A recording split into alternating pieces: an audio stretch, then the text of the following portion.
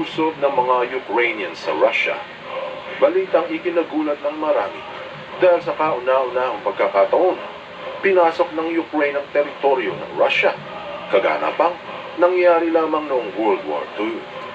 Ilang brigada ang sumalakay sa mga 30 barangay ng Kursk, 11 battle tanks, 20 armored vehicles, dandaang kasundaluhan.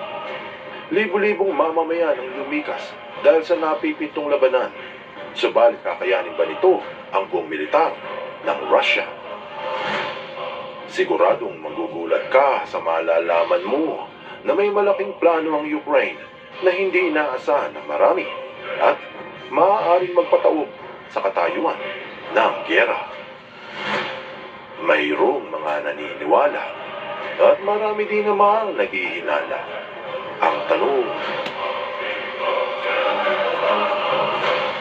totoo ba?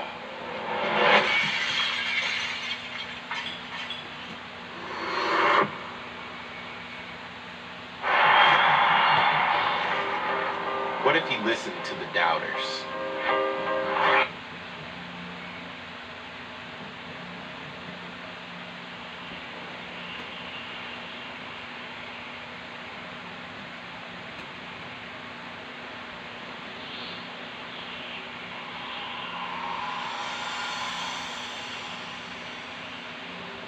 Sa simula, ang plano ni Putin ay talunin ang puwersa ng Ukraine sa loob lamang ng ilang linggo. Ito ang naganap sa Georgia noong taong 2008 at sa Crimea taong 2014. Kaya hindi inakala ng marami natatagal ang labanan sa Ukraine. Sa makatuwid, 2024, pumasok na ng ikatlong taon ng madugong digmaan at posibleng tumagal pa kung walang peace talks na magaganap. Nawasak ang malalaking bayan sa Ukraine sa pagbomba. Tila hindi namamupaan ang mga lungsod na ngayon ay abo at gumuhong gusali na lang ang natitira. Libo-libo ang namatay at milyon ang nawalan ng tahanan. Ilang beses nang gumanti ang Ukraine sa loob ng Russia gamit ay mga rocket at kamikaze drones. Pero ang naganap kamakailan lang ay kakaiba. Ilang beses nang pinag-usapan ng kanluran ng peace talks, pero may ilang pagkakataon na hindi pumayag ang Ukraine sa mga kondisyon ni Putin.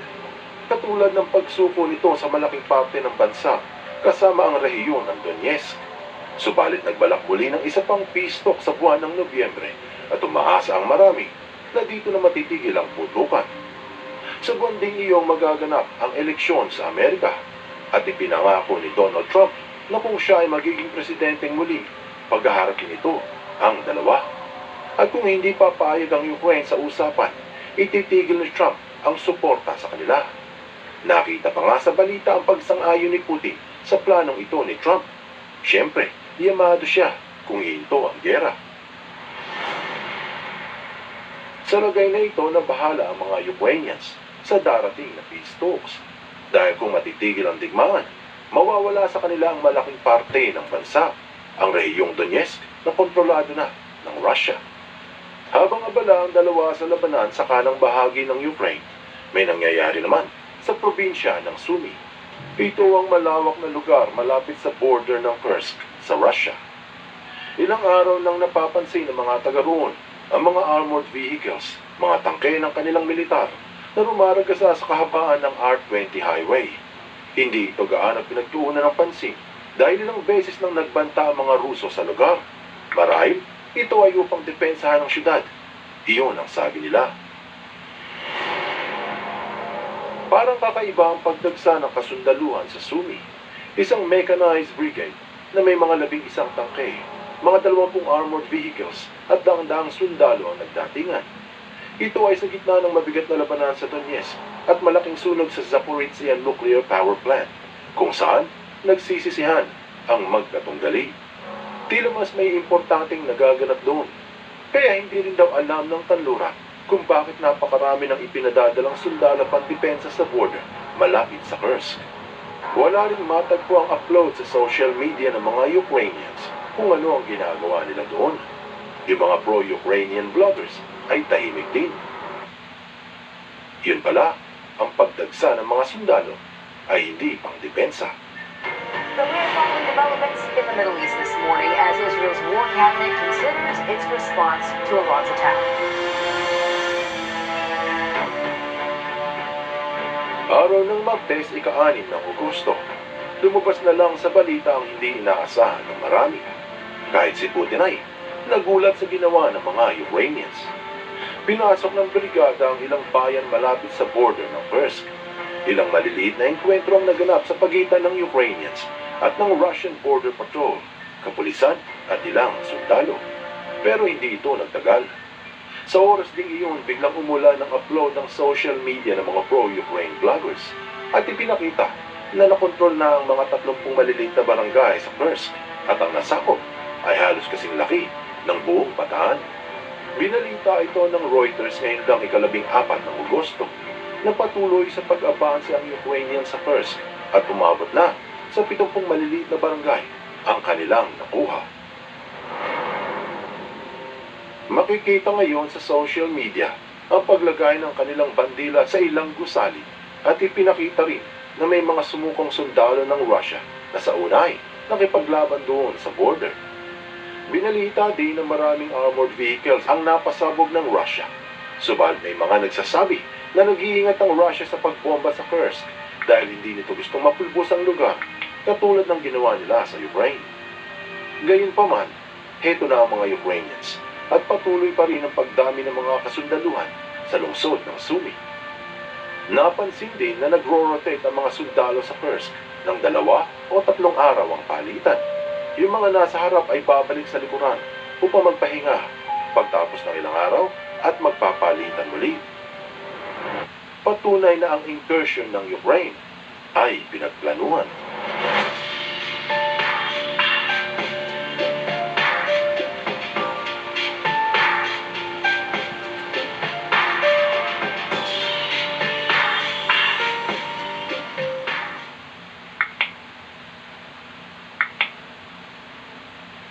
Paano nautakan ng mga Ukrainians si Putin?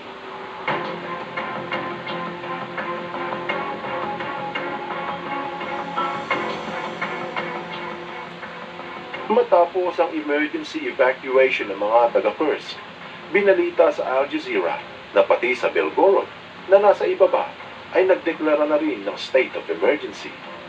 Marahil dahil sa nasasaksihan ng patuloy na pag-abanse ng mga Ukrainians papuntang kanan at ibaba. Ayon din sa ulat, 100 sundalong Ruso ang nahuli at pinakitang sinasakay sila paalis ng lugar. Sa African News, ibinalita na libo-libo ang lumisan mula sa rehiyon ng Kursk. Mga matatanda at bata ang nagsiguro ng kanilang kaligtasan kung sakali nga namang magkaroon ng napakalaking labanan. Napilitang mag-evacuate yung mga nakatira sa kaliwa ng Kursk nang bigla na lamang sumulpot ang mga Ukrainians. Ayon sa ulat, pinutol ang tubig at kuryente sa lugar, pati ang internet. Sa France 24, pinahayag na lampas na sa 100,000 ang in-evacuate. Tapos sa politiko, binalita na habang umaabanse ang tropa ng Ukraine, sinalakay din ang mga air bases sa teritoryo gamit ang mga drones at missiles. Kasama sa inatake ay ang Savas-Leyka Air Base na pinag-iimbaka ng hypersonic Kinzhal missiles na nasa rehiyon ng Nizhny Novgorod. Sinabi din sa ulat na nasalakay din ang Borisovlevsk Aviation Center na nasa Voronezh region. Nung lumabas ang balita, kaagad-agad hinanda ng Russia ang mga anti-air defense at ilang drones ang napabagsak sa Belgorod, Bryansk, Orel at Rostov. Malinaw na ang pagpasok ng Ukrainians ay hindi haka-haka. Pero ano ang tunay na plano? Marami ang nagtatanong kung ano ang tunay na balak ng Ukraine sa Kursk dahil tila wala silang mahihita sa pagsalakay sa rehiyon. Magpapadala lamang si Putin ng lalaban sa kanila bilang tugon at alam na mas marami pa ring sundalo ang mga Ruso kumpara sa Ukraine.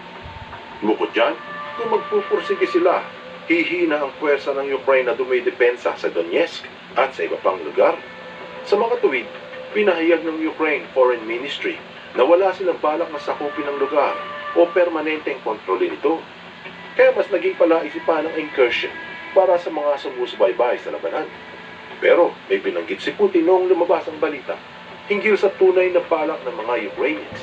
at pati mga taga-kanluran ay namangha. Ang hindi inaasahan ay kinumpirma ni Vladimir Putin sa isang pulong. Binalita ito ng Reuters na ang pag-atake ng Ukraine sa Russia ay para sa negosasyon ng ceasefire. Sa madaling sabi, nilusod ng Ukraine ang Kursk para gawing pampalit sa darating na peace talks. At kung mananalo si Trump sa halalan ng Amerika, ang Kursk ang kanilang pangsugal. Pwede nilang gamitin ito upang makipag-trade o makipagpalitan ng teritoryo. Isipin mo nga naman na kung magkaka-ceasefire bago matapos ang taong 2024, hindi na nila makukuhang muli ang mga lupain ng Ukraine na ngayon ay kontrolado ni Putin. Kaya pala tumanggi si Zelensky sa peace talks noon dahil wala pa silang pangsugal. Kumbaga, ang Kursk ang hawak nilang bargaining chips. Dahil sa incursion, marami ang pumutya sa militar ng Russia kung bakit hindi napigilan ng pinakamalakas na hukbong sandatahan sa buong Europa ang pagpasok ng Ukraine. Kesyo pumaltos daw ang military at political intelligence ni Putin. Magaling daw itong espiya pero hindi naging isang sundalo. Kaya maraming hindi nakikita sa labanan. Ayon sa ilang analysts, nagtuon ng pansin ng Russia sa opensiba at nakalimutan na raw ang depensa. At ang huling hinala ng marami kung bakit nakapasok ang Ukraine ay may kinalaman sa humihinang Russian military. Mababa raw ang moral ng kasundaluhan ng Russia kumpara sa mga Ukrainians na nagtatanggol lang sa kanilang bansa. Anong aral ang mapupulot dito? Tagumpay na sana ang pagsakop ni Putin sa Donetsk ng Ukraine. Ngayong darating na ang peace talks ng Europa at ng Amerika, mapapasa kanya na ang rehiyon. Pero ang pagsalakay ng mga Ukrainian sa loob ng Russia ay ginagulat ng madla at naging palaisipan sa mamamayan. Hindi pala pagsakop ang tunay na plano, kung hindi, upang makakuha ng pampalit sa mga naagaw na teritoryo. Isang mautang na hakbang para sa mga Ukrainians at nakakadismayan para sa Pangulo ng Russia. Sabi nga, huwag magbilang ng manok hanggat hindi pa napipisa ang itlog. Buksan mo ang iyong isip at hayaan